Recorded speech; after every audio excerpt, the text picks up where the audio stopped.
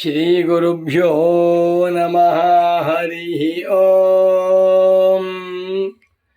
ಶಂಕರಂ ಶಂಕರಾಚಾರ್ಯಂ ಕೇಶವಂ ಬಾದರಾಯಣಂ ಸೂತ್ರಭಾಷ್ಯಕೃತೌ ವಂದೇ ಭಗವಂತೌ ಪುನಃ ಪುನಃ.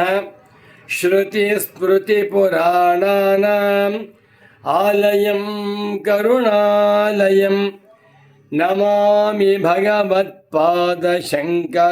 ಲೋಕಶಂಕರಂ. ವಂದೇ तं ಸಚ್ಚಿದಾನಂದಂ ಯತಿವರ್ಯಂ ಮಹಾಮತಿಂ ವೇದಾಂತಸಾರಜ್ಞಂ ಸದ್ಗುರುಂ ಪ್ರಣತೋಸ್ಮ್ಯಹಂ. ಶ್ರೀಗುರುಂ ಪ್ರಣತೋಸ್ಮ್ಯಹಂ. ಸದಾಹಂ ಸಂಪ್ರದಾಯಜ್ಞಂ ಸಂಯಮೀಂದ್ರಂ ಸದಾಶ್ರಯಂ ಸದ್ಗುರುಂ ಸಚ್ಚಿದಾನಂದಂ ಸದಾಚಾರಂ ಸಮಾಶ್ರಯೇ. ಶ್ರೀಮಚ್ಛಂಕರ ಭಗವತ್ ಪೂಜ್ಯಪಾದ ಮಹಾಸದ್ಗುರುಭ್ಯೋ ನಮಃ. ಶ್ರೀ ಶ್ರೀ ಸಚ್ಚಿದಾನಂದೇಂದ್ರ ಸರಸ್ವತೀ ಸದ್ಗುರುಪಾದುಕಾಭ್ಯಾಂ ನಮಃ. ನಮೋ ನಮಃ ಶಂಕರ ಪಾದುಕಾಭ್ಯಾಂ. ಶಂಕರ ಭಾನು ಚಾನಲ್ ವೀಕ್ಷಕರಾದ ತಮ್ಮೆಲ್ಲರಿಗೂ ಇಂದಿನ ಕಾರ್ಯಕ್ರಮಕ್ಕೆ ಪ್ರೀತಿಪೂರ್ವಕವಾದ ಹೃತ್ಪೂರ್ವಕವಾದ ಸ್ವಾಗತಗಳನ್ನು ಕೋರುತ್ತಾ ಇದೀಗ ಕಾರ್ಯಕ್ರಮವನ್ನು ಪ್ರಾರಂಭ ಮಾಡೋಣ. ಶಾಂಕರ ಪ್ರಸ್ಥಾನತ್ರಯ ಭಾಷ್ಯ ಗ್ರಂಥಗಳು ಶಂಕರರ ಹೃದಯ. ಅದರಲ್ಲಿಯೂ ಕೂಡ ಬ್ರಹ್ಮಸೂತ್ರ ಶಾಂಕರ ಭಾಷ್ಯ ಶಂಕರರ ಹೃದಯ. ಶಂಕರ ಭಗವತ್ ಪೂಜ್ಯ ಪಾದಾಚಾರ್ಯರು ತಮ್ಮ ಬ್ರಹ್ಮಸೂತ್ರ ಭಾಷ್ಯದಲ್ಲಿ ಪ್ರತಿಷ್ಠೆ ಮಾಡಿದ್ದಾರೆ ಅಂತ ನನ್ನ ಪರಮ ಪೂಜ್ಯ ಸದ್ಗುರು ಪುಂಗವರಾದ ಶ್ರೀ ಶ್ರೀ ಶ್ರೀ ಸಚ್ಚಿದಾನಂದೇಂದ್ರ ಸರಸ್ವತಿ ಸ್ವಾಮಿಗಳವರು ಅನೇಕ ಬಾರಿ ಹೇಳ್ತಾ ಇದ್ರು. ಮುಮುಕ್ಷು ಸಾಧಕರು, ಶಂಕರರ ಭಕ್ತರು ಶಂಕರಾಚಾರ್ಯರ ಹೃದಯವನ್ನು, ಉಪದೇಶಾಮೃತವನ್ನು ಸರಿಯಾಗಿ ಅರ್ಥ ಮಾಡಿಕೊಳ್ಳಬೇಕಾದರೆ ಶಂಕರಾಚಾರ್ಯರೇ ಬರೆದಿರುವಂಥ ವೇದಾಂತ ಮೀಮಾಂಸಾ ಸೂತ್ರ ಭಾಷ್ಯ, ಅದಕ್ಕೆ ಹೆಸರು ಬ್ರಹ್ಮಸೂತ್ರ ಶಾಂಕರ ಭಾಷ್ಯ. ಶಾಂಕರ ಬ್ರಹ್ಮಸೂತ್ರ ಭಾಷ್ಯ ಗ್ರಂಥವನ್ನು ಅವಶ್ಯವಾಗಿ ಅಧ್ಯಯನ ಮಾಡಬೇಕು ಅಂತ ಹೇಳ್ತಾ ಇದ್ದರು. ಸತ್ಯವಾದ ಮಾತು. ಯಾರು ನಿಜವಾದ ಸನ್ಯಾಸಿಗಳೋ, ನಿಜವಾದ ಮುಮುಕ್ಷುಗಳೋ, ಪರಮಾರ್ಥ ತತ್ವ ಜಿಜ್ಞಾಸು ಸಾಧಕರೋ ಅಂಥವರಿಗೆ ಬ್ರಹ್ಮಸೂತ್ರ ಶಾಂಕರ ಭಾಷ್ಯ ಮೈಸೂರು ಪಾಕು, ಜಿಲೇಬಿಯಂತೆ ಇದೆ. ಈಗ ನಾನು ಇಂಥ ಬ್ರಹ್ಮಸೂತ್ರ ಭಾಷ್ಯದಿಂದ ಒಂದು ವಾಕ್ಯವನ್ನು ತೆಗೆದುಕೊಂಡು ವಿಚಾರವನ್ನು ತಿಳಿಸ್ತೇನೆ. ಒಂದು ವಾಕ್ಯ 3ನೇ ಅಧ್ಯಾಯದಲ್ಲಿ ಅನುಭವಾರೂಢಮೇವ ಹಿ ಆತ್ಮಜ್ಞಾನ ಫಲಂ. ಅನುಭವಾರೂಢಮೇವ ಹಿ ಆತ್ಮಜ್ಞಾನ ಫಲಂ ನ ಕ್ರಿಯಾಫಲವತ್ ಕಾಲಾಂತರ ಭಾವಿ. ಇದೊಂದು ಶಾಂಕರ ಬ್ರಹ್ಮಸೂತ್ರ ಭಾಷ್ಯ ವಾಕ್ಯ. ಶಂಕರ ಭಾನುವಿನಲ್ಲಿ ಹೆಸರೇ ಹೇಳುವಂತೆ ಶಂಕರಾಚಾರ್ಯರ ಸಂದೇಶಗಳನ್ನೇ ವಿಶೇಷವಾಗಿ ಚಿಂತನೆ ಮಾಡೋಣ. ಅನುಭವಾರೂಢಮೇವ ಹಿ ಆತ್ಮಜ್ಞಾನ ಫಲಂ ಮೋಕ್ಷಃ ನ ಕ್ರಿಯಾಫಲವತ್ ಕಾಲಾಂತರ ಭಾವಿ. ಬ್ರಹ್ಮಸೂತ್ರ ಶಾಂಕರ ಭಾಷ್ಯ ವಾಕ್ಯ. ಆತ್ಮಜ್ಞಾನದ ಫಲವು ಅನುಭವದಲ್ಲಿ ಕೊನೆಗೊಳ್ಳುವ ಫಲವೇ ಹೊರತು ಕ್ರಿಯಾಫಲದಂತೆ ಮತ್ತೊಂದು ಕಾಲದಲ್ಲಿ ಬೇರೊಂದು ದೇಶದಲ್ಲಿ ಉಂಟಾಗುವ ಫಲವಲ್ಲ. ವಾಕ್ಯ ಮತ್ತೊಮ್ಮೆ ಒತ್ತೆ ನೋಡಿ. ಅನುಭವಾರೂಢಮೇವ ಹಿ ಆತ್ಮಜ್ಞಾನ ಫಲಂ ನ ಕ್ರಿಯಾಫಲವತ್ ಕಾಲಾಂತರ ಭಾವಿ. ಎಷ್ಟು ಚೆನ್ನಾಗಿದೆ. ಆತ್ಮಜ್ಞಾನ ಫಲಂ, ಆತ್ಮಜ್ಞಾನದ ಫಲ. ಒಬ್ಬ ತತ್ವ ಜಿಜ್ಞಾಸು ಸಾಧಕ ಸಾಧನ ಚತುಷ್ಟಯ ಸಂಪನ್ನನಾಗಿ ತದ್ವಿಧಿ ಪ್ರಣಿಪಾತೇನ ಪರಿಪ್ರಶ್ನೇನ ಸೇವೆಯ ಉಪದೇಕ್ಷಂತ್ಯ ತೇ ಜ್ಞಾನಂ ಜ್ಞಾನಿನಃ ತತ್ವದರ್ಶಿನಃ ಎನ್ನುವಂತೆ ಗುರುವಿನ ಹತ್ತಿರಕ್ಕೆ ಹೋಗಿ ವೇದಾಂತ ವಾಕ್ಯಾರ್ಥ ವಿಚಾರವನ್ನು ಮಾಡುತ್ತಾ ಆತ್ಮಜ್ಞಾನವನ್ನು ಪಡೆದುಕೊಂಡ. ಅದಕ್ಕೆ ಹೆಸರು ಆತ್ಮಜ್ಞಾನಂ. ಆತ್ಮಜ್ಞಾನವೆಂದರೇನು?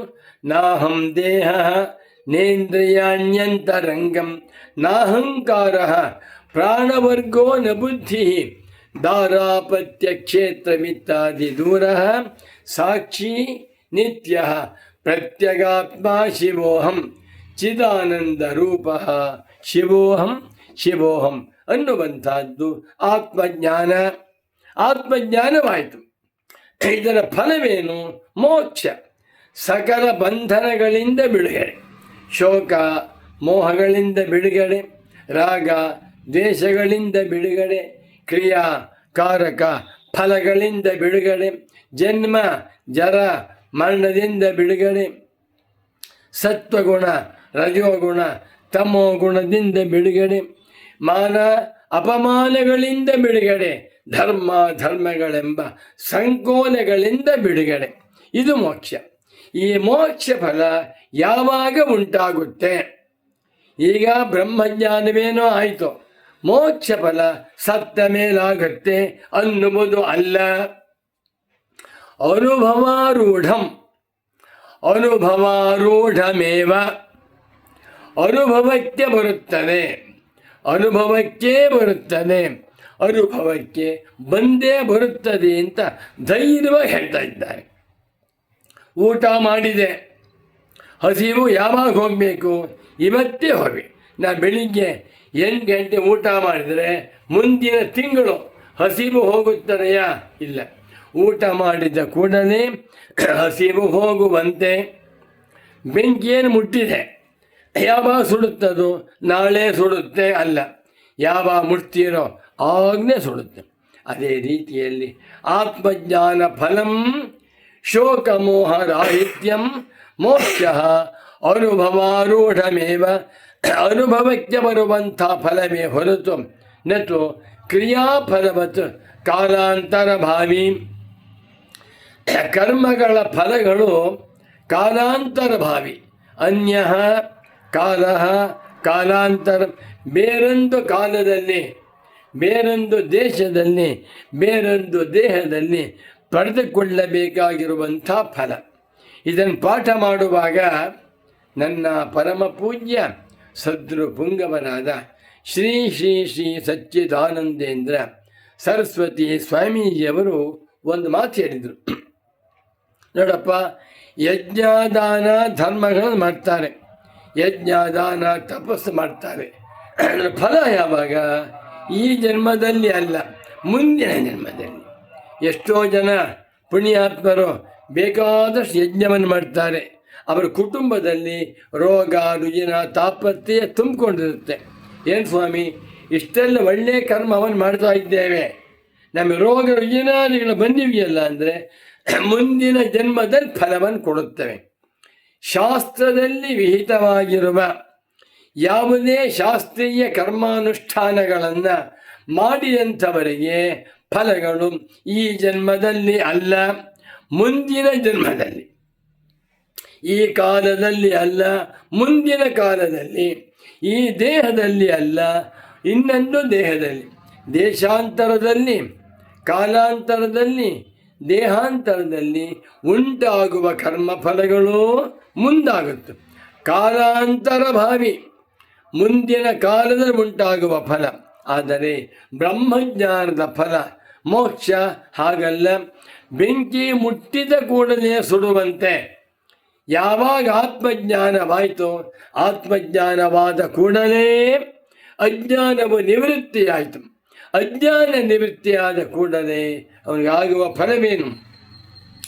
ಭಿದ್ಯತೆ ಹೃದಯ ಗ್ರಂಥಿ ಛಿದ್ಯಂತೆ ಸರ್ವ ಸಂಶಯ ಕ್ಷೀಯಂತೆ ಚಾಸ್ಯ ಕರ್ಮಾಣಿ ತಸ್ಮಿನ್ ದೃಷ್ಟೇ ಪರಾಬರೆ ಎನ್ನುವಂತೆ ಯಾವ ಕ್ಷಣದಲ್ಲಿ ಮುಮುಕ್ಷ ಸಾಧಕನಿಗೆ ಅಹಂ ಬ್ರಹ್ಮಾಸ್ಮಿ ಎನ್ನುವಂಥ ಆತ್ಮಜ್ಞಾನವಾಯಿತು.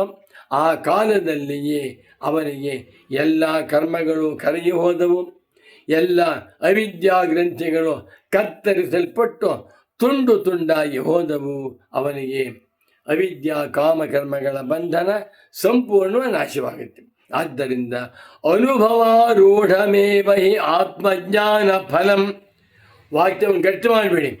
ವೇದಾಂತದಲ್ಲಿ ತಿಳಿಸಿರುವಂತೆ ಆತ್ಮತತ್ವವನ್ನು ಸರಿಯಾಗಿ ಅನುಭವದಿಂದ ಅರ್ಥ ಮಾಡಿಕೊಂಡರೆ ಅದಕ್ಕೆ ಹೆಸರು ಆತ್ಮಜ್ಞಾನಂ.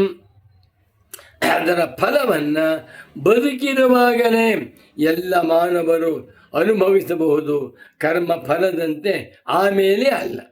ನೋಡಿ, ಇವತ್ತು ನಾವು ಭೂಮಿಯಲ್ಲಿ ಬೀಜವನ್ನು ನೆಟ್ಟಿದ್ದೇವೆ. ಕರ್ಮ ಫಲ ಯಾವಾಗ ಕೊಡುತ್ತೆ? 3 ತಿಂಗಳಾದ ಮೇಲೆ, 6 ತಿಂಗಳಾದ ಮೇಲೆ, 9 ತಿಂಗಳಾದ ಮೇಲೆ, 10 ವರ್ಷದ ಮೇಲೆ. ಮಾವಿನ ಮರ, ತೆಂಗಿನ ಮರಗಳಾದರೆ 5 ವರ್ಷ ಬೇಕು. ಇನ್ನು ಕಬ್ಬು, ಭತ್ತ ಆದರೆ 1 ವರ್ಷ, 8 ತಿಂಗಳು, 9 ತಿಂಗಳು ಸಾಕು. ಕೊತ್ತಂಬರಿ ಸೊಪ್ಪಾದರೆ 15 ದಿನ ಸಾಕು.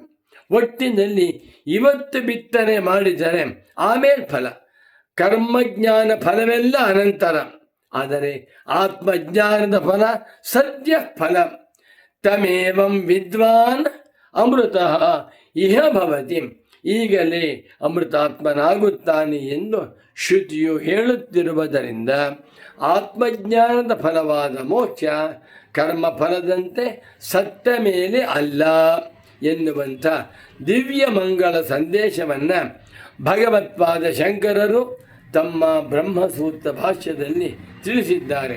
ನಾವುಗಳು ಸದ್ಗುರುಗಳನ್ನು ಆಶ್ರಯ ಮಾಡಿಕೊಂಡು ಸದ್ಗುರುಗಳ ಅನುಗ್ರಹದಿಂದ ಆತ್ಮಜ್ಞಾನವನ್ನು ಪಡೆದುಕೊಂಡು ಇಲ್ಲಿಯೇ ಈಗಲೇ ಈ ಜನ್ಮದಲ್ಲಿಯೇ ಮೋಕ್ಷವನ್ನು ಪಡೆದು ಧನ್ಯರಾಗುವಂತೆ ಭಗವತ್ಪಾದ ಶಂಕರರು ಪರಮ ಪೂಜ್ಯ ಸಚ್ಚಿದಾನಂದೇಂದ್ರ ಸರಸ್ವತಿ ಸ್ವಾಮಿಗಳವರು ನಮ್ಮೆಲ್ಲರನ್ನೂ ಅನುಗ್ರಹಿಸಲಿ.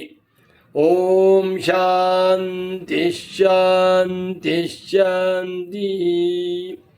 ನಮೋ ನಮಃ ಶಂಕರ ಪಾದುಕಭ್ಯಾಂ.